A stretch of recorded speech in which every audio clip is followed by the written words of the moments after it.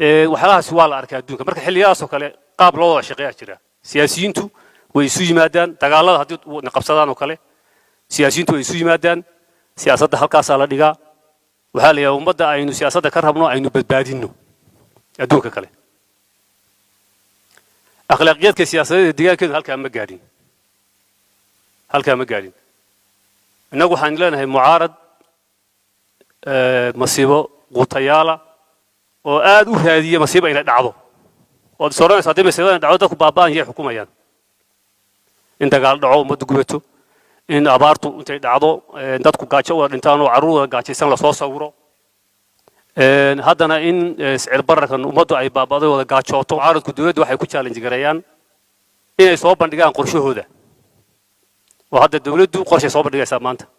annagu sicir bararka waxaasaan ka qabanaynaa 1 2 3 4 mucaaradkan waxaa laga rabaa inay soo bandhigaan qorshe kaa u dhigma oo ah qodobka dawladdu ma socon karo sababta kaasaa kaga fiican kolka dadku ay arkaan laba qorshe oo kala duwan kay u guuxaan ay u bogaan ay yiraahdaan kana fiican ayaa laga hadlaa dawladdu shaqadeedii qabsan weyday meesha ha ka baxdo markaasaa laga hadlaa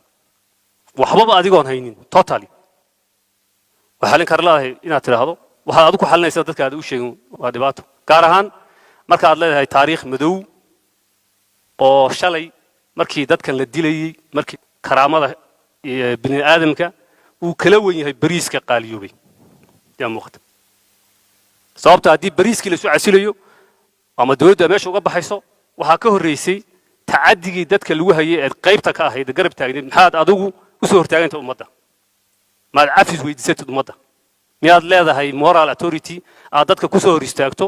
oo iyadoo gabdhaha la kursanayo iyagoo ragga la gowracayo iyadoo ummadda hantideedii iyo waxeedii tigre guranayaan aad ku garab taagneed inaad maanta ka hadasho siyaasadda soo hor istaagto damiirkaas inaad yeelato miyay tahay in la yidhaha weeyaan marka istaan qalalaasa siyaasadeed ay ku abuuraan bulsho u baahan dawladnimo iyo inay gaajada lagaga saaro nidaam gacmaha waxa intaa ka sokeeya xukuumaddu waxay diyaar u tahay in guddiyo isku dhafa la sameeyo in la isu yimaado oday